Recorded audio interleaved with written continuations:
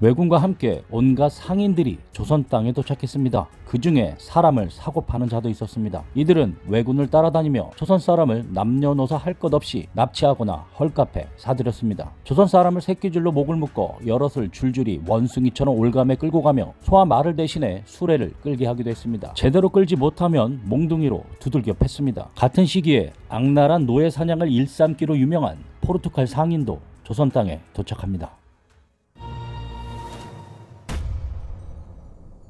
왜군의 배 수천 척이 항구에 들어차 붉고 흰 깃발이 햇빛에 나부끼고 있었습니다. 배 안은 조선인 남녀가 외병과 함께 가득 차 있었고 해안가에는 시체가 너저분하게 쌓여 있었습니다.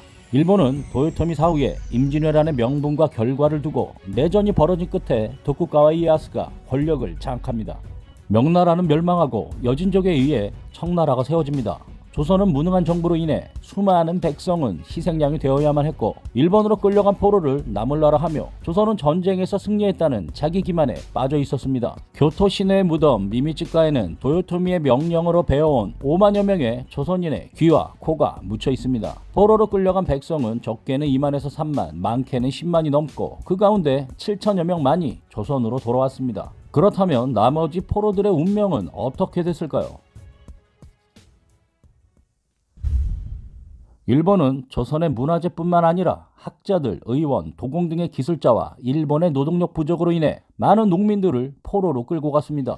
이 모든 것은 사전에 계획된 조직적인 행위였습니다. 일본이 정유재란 때 파견한 특수부대 중에 포로부가 별도로 존재했습니다. 조선에서 가장 가까운 규슈에는 조선 포로들의 집단 거주지가 만들어졌고 일부는 일본인 가정의 노예가 되었고 미모가 빼어난 여성들은 지배층에 첩이되기도 했고 유곽에서 몸을 팔기도 했습니다. 최덕양이 병으로 죽었는데 외인들이 칼을 시험한다고 너도 나도 칼로 최덕양의 몸을 갈라놓았다.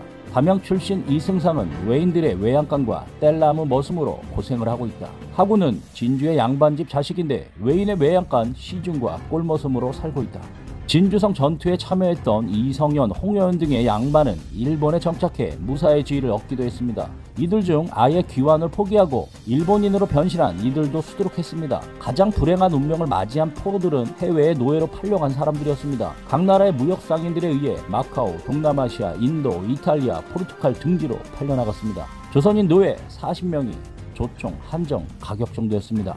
루벤스가 그린 소매 모델로 알려지기도 했던 안토니오 꼬레아는 이때 이탈리아로 팔려간 인물입니다. 소매의 주인공은 조선인이 아닌 걸로 밝혀지긴 했지만 안토니오 꼬레아는 실존 인물이 맞습니다. 탈출을 시도하다가 죽은 사람도 꽤 많았습니다. 원균이 대패한 7천량 해전에서 잡혀 포로로 끌려간 이엽 장군은 좋은 대우와 회유를 뿌리치고 도요토미에게 받은 비단을 팔아 돈을 모은 뒤 배를 구입해 다른 포로들과 함께 탈출을 시도합니다. 그러나 도요토미가 보낸 추격대에 따라잡히게 되고 자신의 칼로 가슴을 찔러 칼이 등 뒤까지 관통한 채 바다에 투신했습니다. 그리고 다른 포로들 역시 스스로 목숨을 끊거나 체포됩니다. 이엽 장군의 시체는 교토로 보내져 사지를 우차에 메어 찢어 죽인 후 거리에 내걸렸으며 당시 일본의 조선인 포로들은 이 일을 듣고 눈물을 흘리지 않는 이가 없었다고 합니다. 임진왜란이 끝나고 일본과의 교류가 재개되고 조선 통신사들이 일본에 도착했을 때 일본인의 애까지 낳은 조선 여인들이 행렬로 다가와 고향의 그리움을 하소연하기도 했습니다. 쇠한이라 하여 정부의 공식적인 노력으로 귀환한 사람들도 있었습니다. 1604년 6월에 승병장인 유정이 일본에 파견되어 에도막부 2대 쇼군인 도쿠가와 히데타다를 만나 3천여 명의 백성들을 조선으로 데리고 왔습니다. 1607년에는 1240여 명, 1624년에도 포로들을 귀환시켰습니다. 더 먼 곳에 있던 포로들은 편지를 보내 자기들이 붙잡혀 있다는 사실을 알려왔고 일본 주인의 눈을 피해 포구의 갈대밭에 숨어있던 남자가 뛰쳐나와 난 조선 사람이라고 울부짖어 태웠다고 합니다. 한 여인은 도망쳐 배가 있는 곳으로 왔는데 뒤쫓아온 일본인 남편이 붙잡아 칼을 들이대며 위협해 통역이 타이르며 말려 겨우 물러나게 했던 일도 있었습니다. 이렇게 돌아온 사람들은 전체 포로 숫자의 10%도 안 되는 수치였습니다. 1617년 종사관으로 일본에 다녀온 이경직은 돌아가자고 하면 얼른 따라올 줄 알았던 사람들이 당최 나서려 하질 않았다고 전했습니다. 일본에 끌려간 조선인 포로 중에서 양반의 수는 10% 정도, 나머지는 조선으로 돌아가도 다시 천대받는 노비 신분의 사람들이었으니 굳이 돌아가야 나을 것이 없었던 것입니다.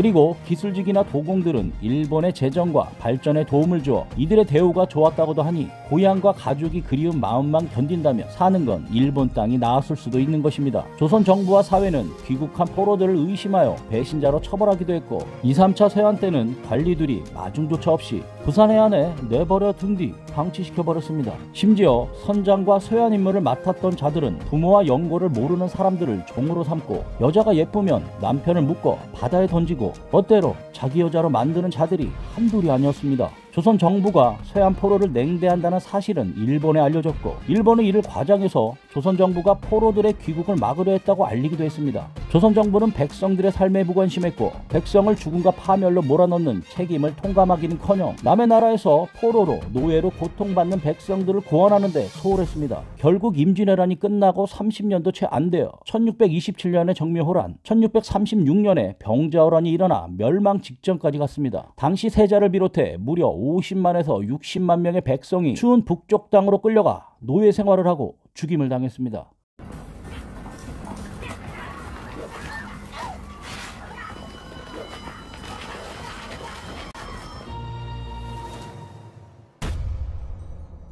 Started